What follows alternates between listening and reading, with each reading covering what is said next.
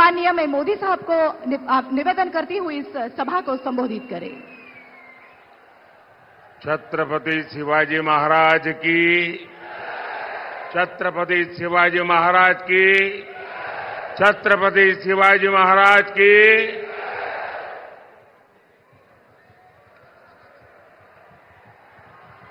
इथे मंचावर खासदार आहे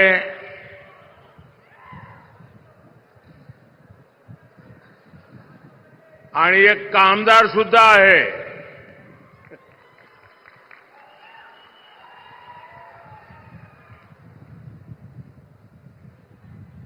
यहां बोलते ना येलकोट येलकोट येलकोट येलकोट येलकोट येलकोट येलकोट येलकोट बालू मामाच्या नावाने, बालू मामाच्या नावाने। हर हर महादेव। मी महाराष्ट्राचे कुलदैवत विठोबा रखुमाई आणि माढेश्वरी देवी यांच्या चरणी नतमस्तक होतो। तुम्हा सर्वांनाही माझा प्रेमपूर्वक नमस्कार।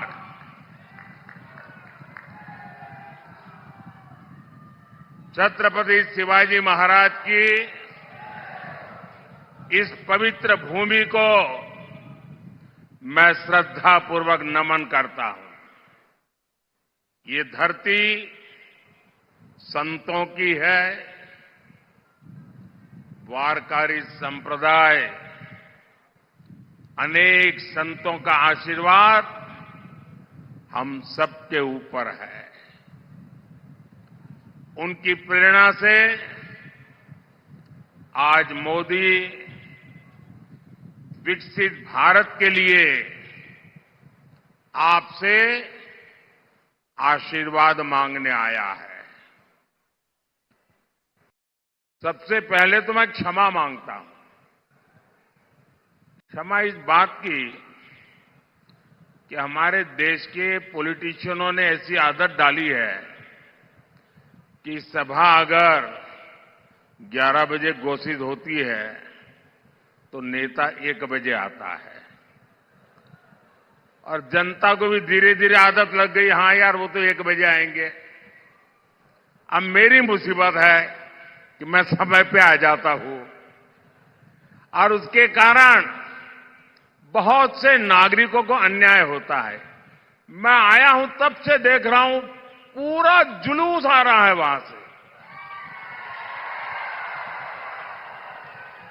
अब इतनी बड़ी तादाद में जो लोग आ रहे हैं, मैं उनको मेरी बात नहीं कह पाऊंगा। इसलिए जो अभी पहुंचे नहीं हैं, मैं उनके भी पहले से क्षमा मांगता हूं, क्योंकि आगे के कार्यक्रम में जाने के लिए मैं अपनी बात करके चला जाऊंगा। तो आप कृपा करके मुझे क्षमा कीजिए।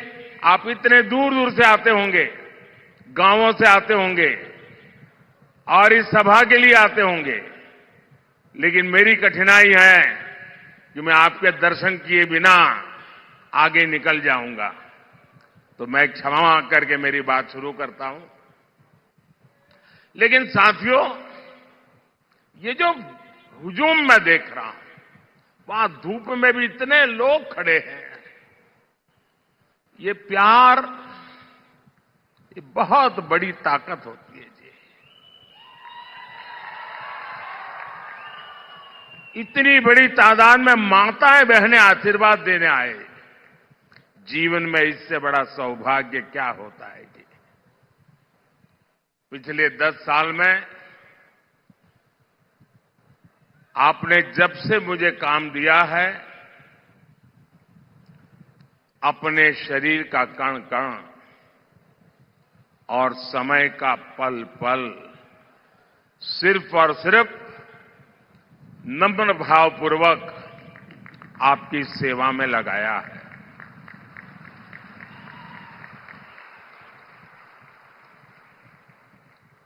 आज देश के लोग,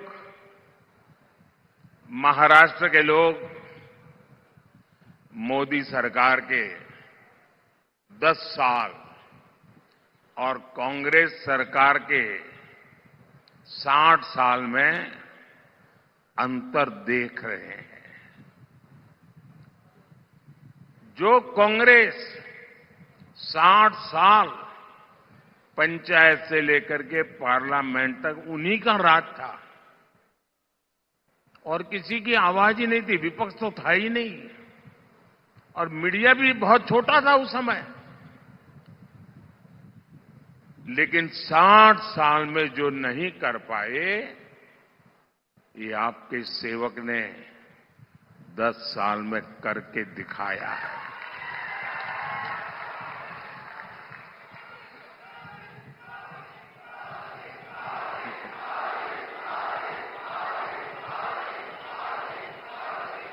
पिछले 60 साल में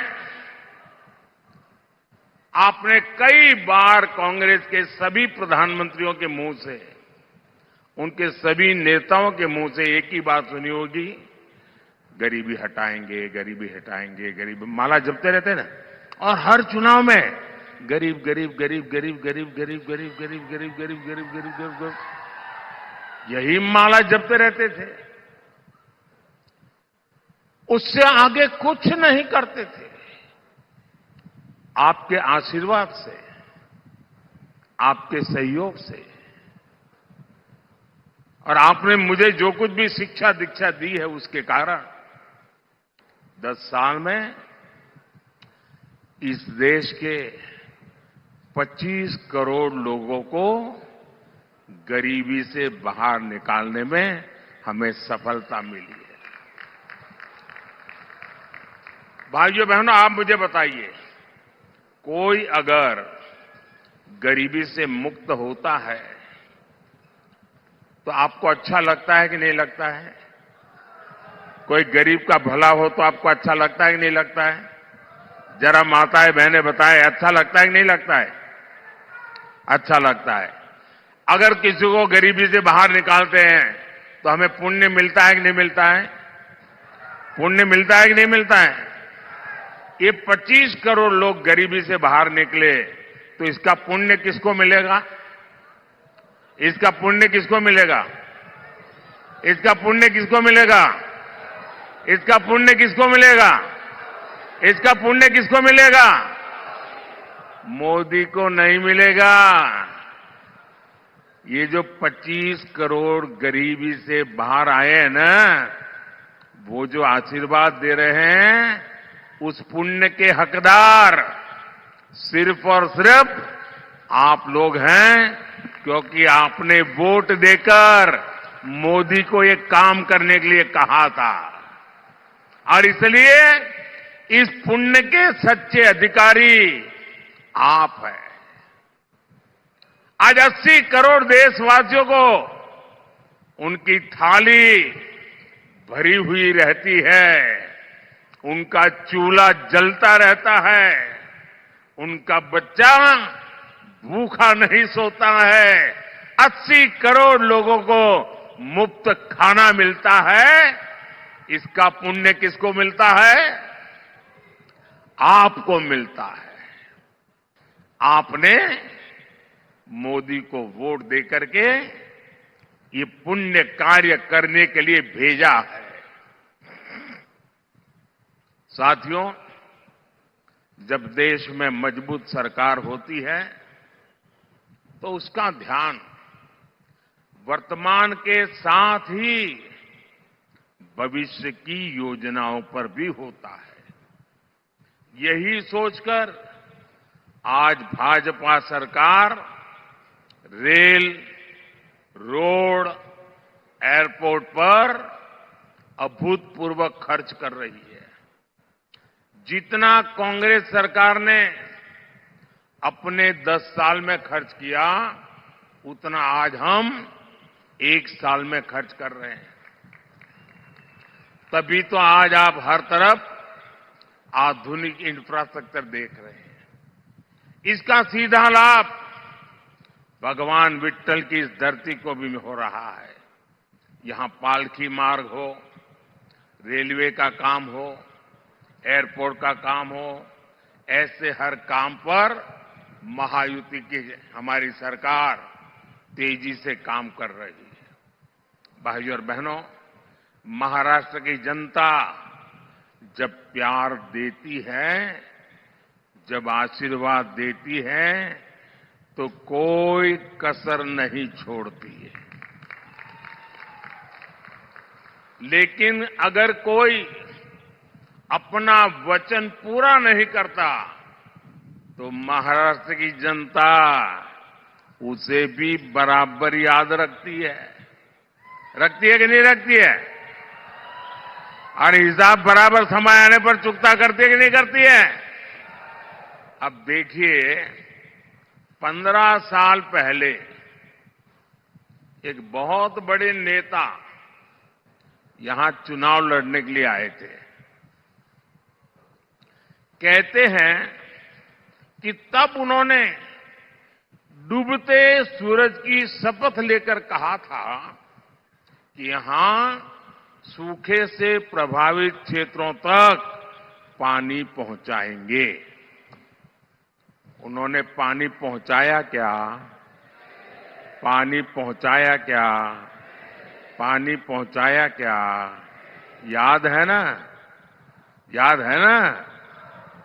अब उनको सजा देने का समय आ गया है। एक वो दिन था और एक आज का दिन है। वो यहां से चुनाव लड़ने की हिम्मत नहीं जुटा पाए। साथियों, विदर्भ हो, मराठवाड़ा हो, बूंद बूंद पानी के लिए तरसाने का ये पाप सालों साल से होता रहा है। कांग्रेस को 60 साल तक देश ने राज करने का हक दिया, काम करने का मौका दिया। 60 साल में दुनिया के अनेक देश पूरी तरह से बदल गए, लेकिन कांग्रेस किसानों के खेत तक पानी भी नहीं पहुंचा पाई। 2014 में देश में 99 सिंचाई योजना ऐसी थी, करीब 100 सिंचाई ऐसी योजनाएं थी जो कई कई दशकों से लटकी पड़ी थी। इसमें भी सबसे ज्यादा 26 परियोजनाएं महाराष्ट्र की थी। सोचिए कितना बड़ा धोखा इन लोगों ने महाराष्ट्र को दिया है। साथियों, हर खेत में पानी पहुंचाना, हर घर तक पानी पहुंचाना, ये मेरे जीवन का बहुत बड़ा मिशन है। 2014 में सरकार बनने के बाद मैंने पूरी शक्ति इन सिंचाई परियोजनाओं के ऊपर लगा दी। आज कांग्रेस की लटकाई वो करीब करीब 100 सिंचाई परियोजनाओं से 63 परियोजनाएं पूरी हो चुकी है। जिस नीलवांडे डैम का इंतजार 50 सालों से हो रहा था, उसे हमने पूरा करवाया। गोसीखुर्द परियोजना का ज्यादातर काम एकनाथ जी, अजित दादा और देवेंद्र जी की टीम तेजी से पूरा कर रही है। हमारी सरकार 5 साल में ही 11 करोड़ से ज्यादा घरों तक नल से जल पहुंचा चुकी है। 10 साल में माइक्रो इरिगेशन का दायरा भी 2 गुने से अधिक बढ़ा है। इसका लाभ यहां केले की पैदावार से जुड़े किसानों को भी हो रहा है। साथियों, जब देश की आजादी के 75 साल हुए, इतना बड़ा उत्सव था, कोई और नेता होता तो क्या करता? कोई एक बड़ा स्तंभ खड़ा कर देता, उस पर अपना नाम लिखवा देता, कोई ऐसी चीज बना कर देगा खुद के नाम पर जड़ देता। लेकिन देश जब आजादी के 75 साल मना रहा था, तब मोदी को खुद के लिए कुछ करने का विचार नहीं आया, सरकार का नाम कमाने का विचार नहीं आया। तब मैंने संकल्प लिया था कि देश के हर जिले में 75 साल के निमित्त 75 अमृत सरोवर बनवाऊंगा। अमृत सरोवर अभियान के तहत अनेकों अमृत सरोवर देश के हर जिले में बने हैं। ये अमृत सरोवर मेरे दिमाग में मेरा किसान था, मेरे दिमाग में खेत था, मेरे दिमाग में सूखे खेतों को पानी पहुंचाने का एक संकल्प था। ये अमृत सरोवर आज की नहीं बल्कि आने वाली पीढ़ियों को भी बहुत काम आने वाले हैं। साथियों, ये हमारा महाराष्ट्र तो सहकारिता की धरती है।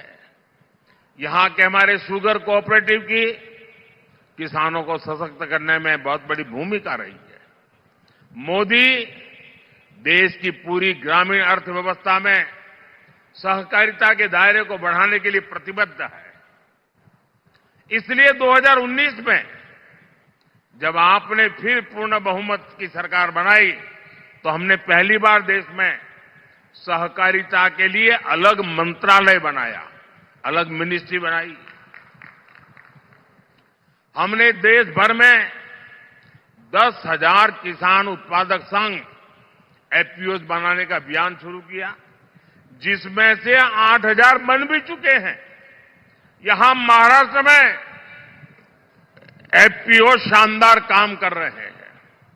ऑनलाइन बिक्री से लेकर एक्सपोर्ट तक यहां के हमारे किसान उत्पादक संघों का दायरा लगातार बढ़ रहा है। ये हमारी पीएसएस, उनको भी मजबूत किए जा रहा है। इनको सरकार की अनेक दूसरी योजनाओं की सेवाएं देने के लिए भी तैयार किया जा रहा है। आने वाले 5 वर्षों में सरकार का लक्ष्य 2 लाख सहकारी समितियां बनाने का है। साथियों, आप सभी जानते हैं कि जो छोटा किसान होता है उसके पास भंडारण की पर्याप्त सुविधा नहीं होती है, इसलिए उसे मजबूरी में कम दाम पर अपनी उपज बेचनी पड़ती है। अब हमने दुनिया की सबसे बड़ी अन्न भंडारण योजना पर काम शुरू किया है। इसकी जिम्मेदारी भी सहकारी संस्थाओं को दी गई है। इससे किसान को अपने हिसाब से उपज मार्केट में लाने का विकल्प मिलेगा। बीजेपी ने अपने संकल्प पत्र में प्याज, टमाटर और आलू किसानों की उपज की भी चिंता की है। आने वाले 5 साल में देश भर में विशेष स्टोरेज क्लस्टर बनाए जाएंगे। इसका बहुत बड़ा फायदा महाराष्ट्र के प्याज किसानों को होगा। साथियों, ये अगाड़ी वाले किसानों को लेकर के बड़ी बड़ी बातें आज करते हैं। 2014 से पहले जब इनकी सरकार थी तब क्या स्थिति थी, एक किसानों को याद दिलाना मेरा दायित्व है। और मैं यहां किसी की आलोचना करने नहीं आया। मैं देश की जनता को, महाराष्ट्र की जनता को, मेरे देश के किसानों को सच्चाई से अवगत कराना चाहता हूं। 10 साल जब रिमोट कंट्रोल वाली सरकार चलती थी तब यहां के कद्दावर नेता देश के कृषि मंत्री थे। और क्या हुआ था, जब यहां के बड़े कद्दावर नेता दिल्ली में बैठे राज करते थे तो गन्ने का एफआरपी करीब 200 रुपये था। और आज मोदी के सेवा काल में गन्ने का एफआरपी 340 रुपये प्रति क्विंटल, यानी करीब करीब 350 रुपये। जब ये कद्दावर नेता वहां कृषि मंत्रित्व के नाते बैठे थे, तब गन्ना किसान अपने एरियर के लिए शुगर कमीशन के ऑफिस का चक्कर लगाते थे। आज ऐसी स्थिति नहीं है। आज देश में करीब करीब 100% एरियर पेमेंट होता है। 2014 में गन्ने का एरियर पेमेंट 57,000 करोड़ रुपए का था और इस साल 1,14,000 करोड़ रुपए की पेमेंट हुई है। इसमें 32,000 करोड़ रुपए महाराष्ट्र के किसानों को मिले हैं। साथियों, इनकम टैक्स को लेकर हमारी शुगर मिल्स 90 के दशक से परेशान थी और ये कद्दावर नेता दिल्ली में बैठे थे। मैं उनको बार बार समझाता था कि भाई, आपके महाराष्ट्र में भी ये कोऑपरेटिव मिले हैं शुगर की, गुजरात में भी है, परेशानी हो रही है। मैं गुजरात का मुख्यमंत्री था, चिट्ठियां लिख रखता था, मिलकर के बताता था, लेकिन 2014 से पहले ये कद्दावर नेता का डिपार्टमेंट होने के बावजूद भी शुगर मिल्स की इनकम टैक्स की समस्या का समाधान नहीं किया।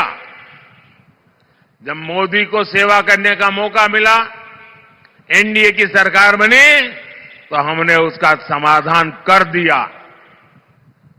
हमने कोऑपरेटिव शुगर मिलों को 10,000 करोड़ रुपए की राहत दी, यानी पुरानी इनकम टैक्स डिमांड माफ की, कानूनी मामलों का समाधान भी किया। इसका फायदा हमारे गन्ना किसानों को हुआ। मार्च 2023 से शुगर मिलों को हमने 10,000 करोड़ रुपए का विशेष लोन का प्रावधान भी किया है, ताकि शुगर मिल हर प्रकार का काम तेजी से कर सके, किसानों की पेमेंट न रुके। जब यहां के कद्दावर नेता दिल्ली की सरकार में थे, तब सरकार ने देश के किसानों से सिर्फ 7.5 लाख रुपए की खरीद की थी, 7.5 लाख करोड़ की। आज 10 साल में 20 लाख करोड़ रुपए की खरीदी हमने करके दिखाई है। कहां 7.5 लाख करोड़ और कहां 20 लाख करोड़।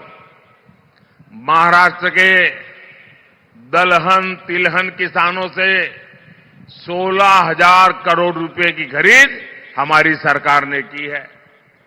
साथियों, पहले दिल्ली से किसान के नाम पर थोड़ा भी पैसा निकलता था तो यहां कांग्रेस का पंजा उसे लूट लेता था, लेकिन अब दिल्ली में आपका ये बेटा बैठा है।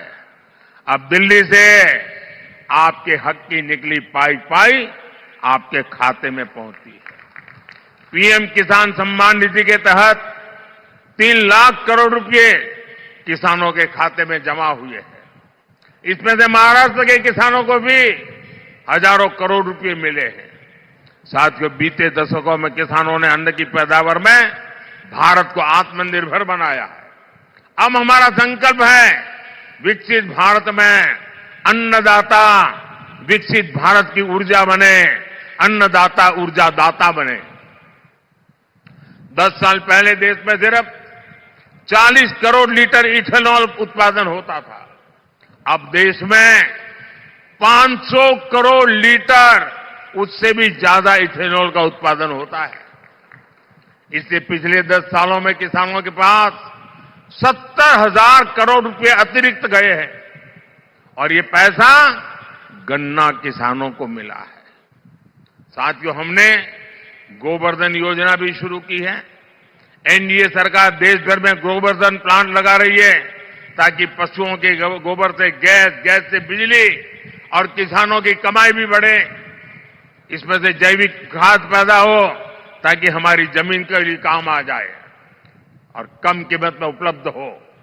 साथियों, किसानों को सौर ऊर्जा दाता बनाने पर भी हम काम कर रहे हैं। पीएम कुसुम योजना से सोलर पंप के लिए खाली पड़ी जमीन में छोटा सा सोलर प्लांट लगाने के लिए सरकार मदद दे रही है। इससे किसान मुफ्त बिजली भी उपयोग कर पाएगा, और बाकी बिजली सरकार खरीदेगी। अब तो मोदी ने हर परिवार के बिजली बिल को जीरो करने का बीड़ा उठाया है। पीएम सूर्य घर मुफ्त बिजली योजना बनाने के पीछे यही उद्देश्य है। इसके तहत घर की छत पर सोलर पैनल लगाने के लिए सरकार मदद करेगी, बैंक खाते में पैसा डालेगी। जितनी जरूरत हो उतनी मुफ्त बिजली का उपयोग करो और बाकी बिजली सरकार को बेच दो, कमाई करो। यानी बिल भी जीरो और बिजली से कमाई भी। ये होता है मोदी की गारंटी का मतलब।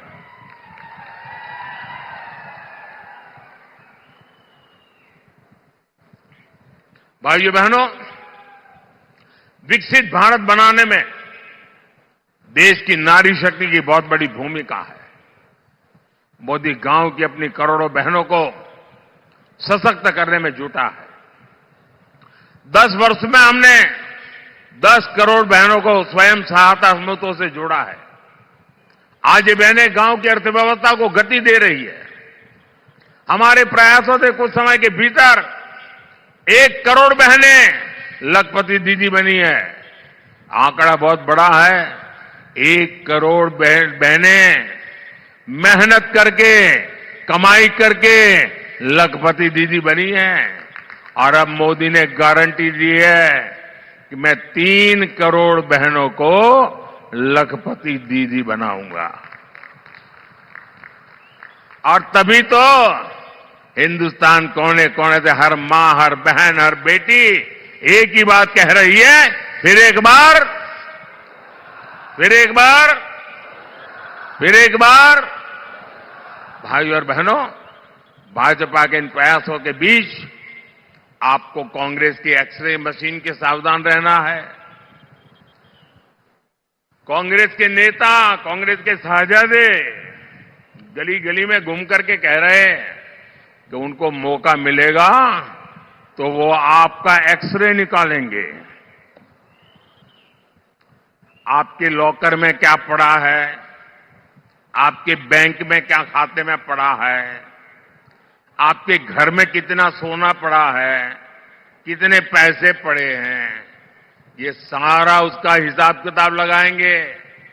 और फिर कहते हैं वो हम बांट देंगे, ज्यादा जो है ले लेकर के बांट देंगे।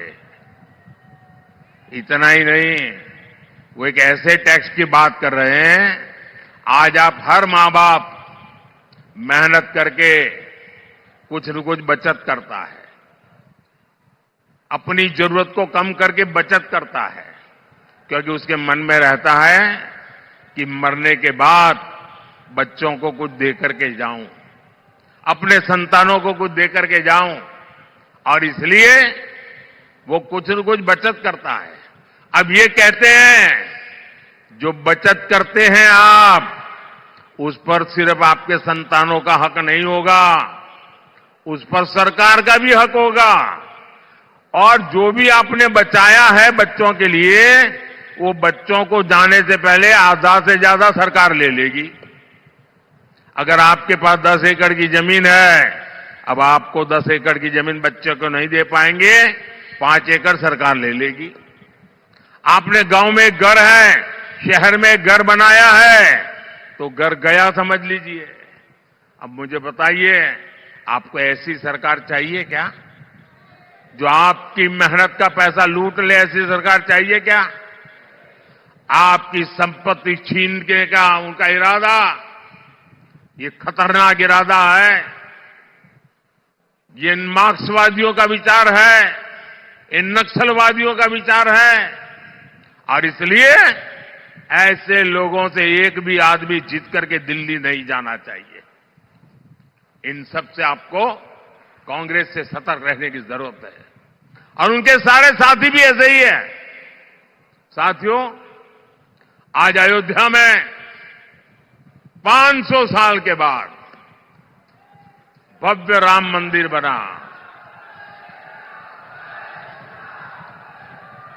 राम मंदिर बनने से हर कोई खुश है। आप खुश है कि नहीं है? अब मुझे बताइए भाई, कि अंग्रेजों के जाने के बाद, देश आजाद होने के बाद पहले ही दिन राम मंदिर का काम शुरू होना चाहिए था कि नहीं होना चाहिए था? इतने साल क्यों लटका रहा?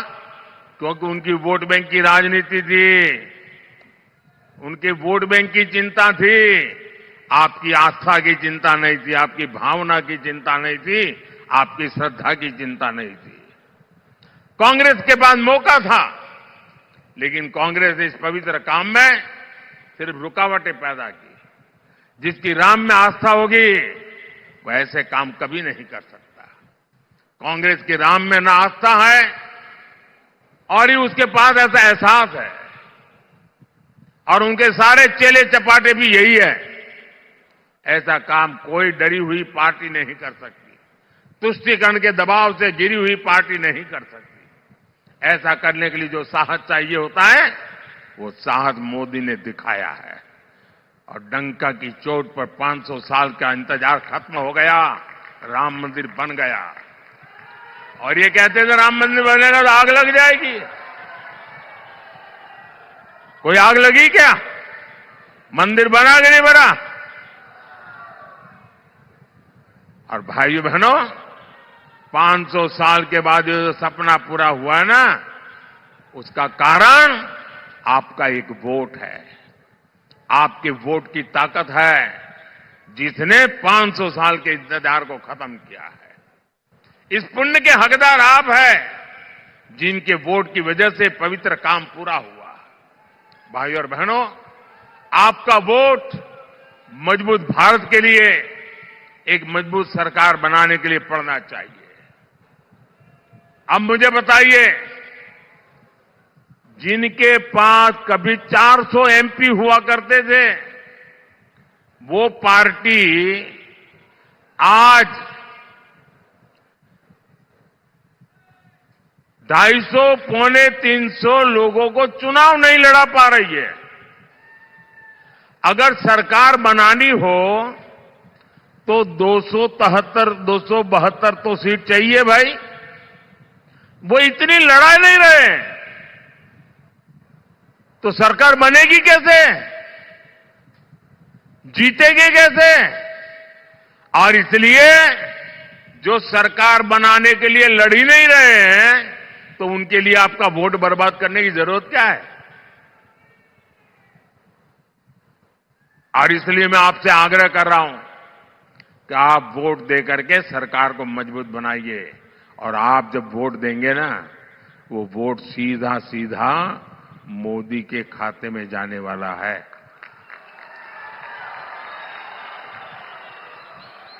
7 मई को गर्मी कितनी ही क्यों न हो, पहले मतदान फिर जलपान। मतदान किए बिना जलपान नहीं करेंगे, ये हमें संकल्प करना है।